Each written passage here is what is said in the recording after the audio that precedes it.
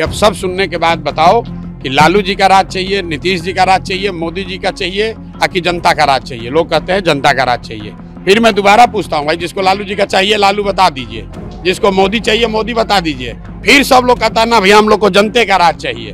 तो जनता का राज चाहिए तो उसका रास्ता बताते हैं कि जिन नेताओं ने आपको और आपके बच्चों को ठगा है, आपके पेट पर लात मारा है, उन नेताओं को, चाहे वो आपके जाति का है, आपके धर्म,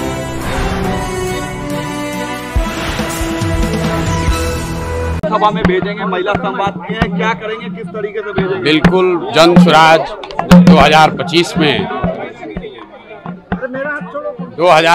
में जन स्वराज 243 सीट लड़ रहा है। उसमें कम से कम 40 महिला उम्मीदवार जन स्वराज की ओर से खड़ी की जाएंगी।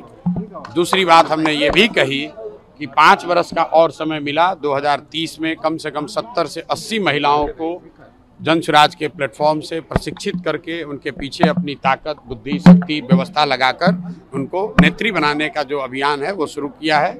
ये कोई महिला प्रकोष्ठ की बैठक नहीं है, ये महिलाओं को सही मायनों में नेत्री बनाने का प्रयास है।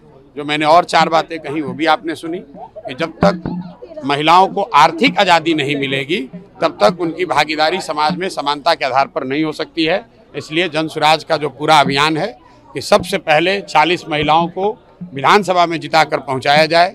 दूसरी जो बात कही गई है कि जो महिला यहाँ पर रोजी रोजगार व्यवसाय करना चाहती हैं, आज जो प्रस्ताव पारित हुआ कि उसको 4% के ब्याज पर, सरकारी गारंटी पर महिलाओं को रोजी रोजगार करने के लिए पैसा मिले। क्योंकि अभी जो यहाँ पर जीविका चल रहा है उसमें महिलाओं को 2%, 2.25% प्रति माह ब्याज लग रहा है। जबकि यहाँ पर जो माली हालत है, महिलाओं की इतनी स्थिति खराब है, उनके पास गिरवी रखने के लिए कुछ नहीं है। तो सरकारी गारंटी पर महिलाओं को पैसा मिले ताकि वो अपने घर घर रोजी रोजगार कर सकें, ये दूसरी घोषणा की है। तीसरी घोषणा जो सबसे महत्वपूर्ण है, जो गांव-गांव से करते आए हैं कि 2025 में जब जनता की सरकार बनेगी, जन स्वराज की सरकार बनेगी, तो साल भर के अंदर बिहार से किसी भी बच्चे को, किसी के बेटे, किसी के पति, किसी के बाबूजी, भाई भतीजा को मजबूरी में 10-12 हज़ार रुपये के रोजी रोजगार के लिए बिहार छोड़कर जाना नहीं पड़ेगा। इसका पूरा ब्लूप्रिंट हमने जारी किया है। उस पर भी आज मैंने महिलाओं की सहमति ली। आपने खुद देखा होगा, महिलाओं ने हाथ उठाकर उसका समर्थन किया है। और अंतिम और बात जो हमने आज यहाँ कही है कि अगली बार जब आप वोट दीजिए तो वो नेताओं को देखकर नहीं, नेताओं के बच्चों के लिए नहीं, अपने बच्चों के लिए वोट दीजिए। और उस पर सारी महिलाओं ने खड़े होकर उसका समर्थन किया। लालू, नीतीश और मोदी को वोट देने के लिए आपने अपील किया है। लालू, नीतीश और मोदी को नहीं वोट देने नहीं, आप मेरा वक्तव्य सुन लीजिए। मैं पिछले 2 साल से जो कह रहा हूँ, मैं लोगों से पूछता हूँ कि अब सब सुनने के बाद बताओ कि लालू जी का राज चाहिए, नीतीश जी का राज चाहिए, मोदी जी का चाहिए, कि जनता का राज चाहिए। लोग कहते हैं जनता का राज चाहिए। फिर मैं दोबारा पूछता हूँ, भाई जिसको लालू जी का चाहिए लालू बता दीजिए, जिसको मोदी चाहिए मोदी बता दीजिए। फिर सब लोग कहता है ना भैया हम लोग को जनता का राज चाहिए। तो जनता का राज चाहिए तो उसका रास्ता बताते हैं कि जिन नेताओं ने आपको और आपके बच्चों को ठगा है, आपके पेट पर लात मारा है, उन नेताओं को, चाहे वो आपके जाति का है, आपके धर्म का है, उसको वोट नहीं देना है। वोट किसको देना है? मैंने ये नहीं कहा कि वोट प्रशांत किशोर को देना है कि जन स्वराज को देना है। मैंने उनको रास्ता बताया कि वोट अगली बार नेता का चेहरा देखकर नहीं, अपने अपने बच्चों का चेहरा देखकर देना है। और यही जन स्वराज का अभियान है। 2 बरस यही कर रहे हैं, आज यही दोबारा किया। यूनिफाइड पेंशन योजना कल केंद्र सरकार ने जारी करी है, उसका डिटेल आने दीजिए। वो एनपीएस और ओपीएस के बीच का कुछ रास्ता निकालने का सरकार ने प्रयास किया है। मुझे नहीं लगता है कि जो लोग ओल्ड पेंशन स्कीम के लिए संघर्षरत हैं, जो आंदोलन कर रहे थे, उनको ये स्वीकार्य होगा। लेकिन सरकार ने कल जारी किया और ये योजना सिर्फ केंद्र सरकार के कर्मचारियों के लिए, केंद्र सरकार के अंतर्गत काम करने वाले 23 लाख कर्मचारियों को ये अवसर दिया गया है। राज्यों को इस पर अभी निर्णय लेना है। तो राज्यों के पास ये स्वतंत्रता है कि वो ओपीएस भी रख सकते हैं, एनपीएस में भी जा सकते हैं, और जो यूनिफाइड पेंशन योजना आई है उसको भी लेना है, उसको भी अपना सकते हैं। तो बिहार सरकार को ये बताना चाहिए, क्योंकि ये लोग तो एनपीएस में आ गए हैं। ये ओल्ड पेंशन स्कीम में तो बिहार है नहीं। नीतीश कुमार तो पहले ही सरेंडर करके एनपीएस कर लिए हैं, कर्मचारियों का पूरा हक मार दिए हैं। तो अभी यूनिफाइड वाले पर इनका क्या स्टांस होता है, सरकार को बोलने दीजिए, फिर उस पर टिप्पणी करेंगे। मनोज तिवारी ने कहा है कि राहुल गांधी को मानसिक जो है बीमारी हो गई है, इलाज की जरूरत है। जनगणना मामला किसने क्या कहा?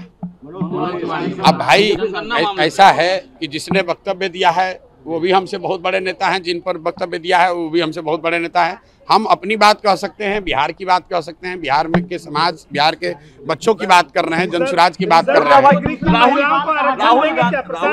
रिजर्व कैटेगरी की महिलाओं को आरक्षण मिलेगा? मतलब जो रिजर्व कैटेगरी, मेरे भाई 40 महिलाओं को मिलेगा, फिर उसमें आप जबरदस्ती मत घुसेड़ने लगे झगड़ा का। महिलाओं को महिला रहने दीजिए, महिलाओं को माता बहन रहने दीजिए, महिलाओं को शक्ति रहने दीजिए, महिलाओं को अवसर मिले, उसके बीच में झगड़ा लगाने वाला काम मत कीजिए। राहुल गांधी ने कास्ट सेंसस की बात कही है, कहे कि 90% लोग सिस्टम में नहीं है, हम लोग कास्ट सेंसस कराएंगे और देखिए कास्ट, ठीक है, कास्ट सेंसस को लेकर हम पिछले 2 साल से वक्तव्य दे रहे हैं। जातिगत जनगणना होना चाहिए, इसमें कोई दिक्कत नहीं है, लेकिन जातिगत जनगणना हो जाने से सबकी गरीबी दूर हो जाएगी, परेशानी दूर हो जाएगी, ये जो राहुल गांधी बता रहे हैं ऐसा कोई पनिसिया है नहीं। अगर जातिगत जनगणना से ही सब सुधर जाना होता तो जनगणना अभी है लोगों के पास कि SC ST समाज के लोग सबसे गरीब, पिछड़े, शैक्षणिक, आर्थिक, सामाजिक तौर पर सबसे पिछड़े हैं। तो राहुल गांधी को ये बताना चाहिए, या जो भी ये बता रहा है कि जातिगत जनगणना से सब सुधर जाएगा, तो उसको बताना चाहिए कि SC ST समाज के लोग की दशा क्यों नहीं सुधरी। भाई जनगणना होने से नई जानकारी मिली, सही है, लेकिन जानकारी मिलने मात्र से आपकी दशा नहीं सुधरेगी। ये तो ऐसे हुआ कि लाइब्रेरी में जाइएगा, वहाँ बहुत किताब है, तो लाइब्रेरी में जाने से आप विद्वान थोड़े हो जाइएगा, उस किताब को पढ़ना भी पड़ेगा और पढ़कर आत्मसात करना पड़ेगा।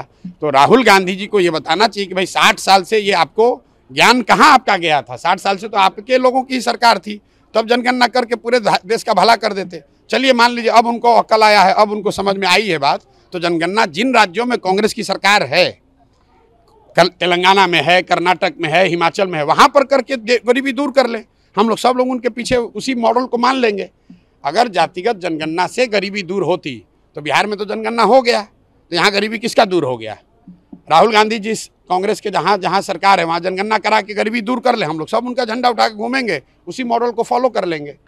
जातिगत जनगणना से या किसी भी तरीके के सर्वे से आपको सिर्फ इतना पता चलता है कि समाज के किस वर्ग की स्थिति क्या है, लेकिन वो पता चल रहा है, उसका कोई रास्ता जब तक नहीं निकालिएगा। लोग गरीब हैं ये तो पता है, लेकिन गरीबी से निकलेंगे कैसे, इसका रास्ता न बताना पड़ेगा। बिहार देश में सबसे गरीब और पिछड़ा राज्य है, इसके लिए जनगणना की जरूरत है, ये तो सब लोग जान रहे हैं। इसको सुधारने का राहुल गांधी क्या मंत्र दे रहे हैं वो ना बताएं। बात तेजस्वी यादव भी कह रहे हैं और बीजेपी और जेडीयू को। चलिए, अरे ऐसा है मेरे भाई, तेजस्वी यादव की कितनी समझ है, उनके टीका वक्तव्यों पर टीका टिप्पणी करना, वो भी विकास के मामले में।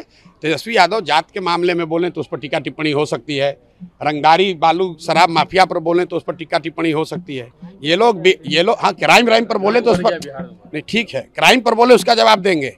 तेजस्वी यादव अब विकास के मॉडल की चर्चा करें, ये हास्यास्पद लगता है। इनके लोग 15 साल यहाँ शासन में रहे हैं, जिसको अपना नहीं पता है कि GDP क्या है और GDP ग्रोथ क्या है, वो बिहार के विकास की कहानी समझा रहा है, उस पर क्या टीका टिप्पणी करनी है। क्राइम का जहाँ तक बात है तो इतना ही कहूँगा कि 6 महीना पहले तक तेजस्वी यादव खुद उप मुख्यमंत्री थे और तब उनको बिहार स्विट्जरलैंड दिख रहा था, और 6 महीना में अब उनको कत्लखाना में दिख रहा है। अभी नीतीश कुमार पलट के चले जाएं महागठबंधन में तो बिहार उनको फिर बढ़िया दिखने लगेगा।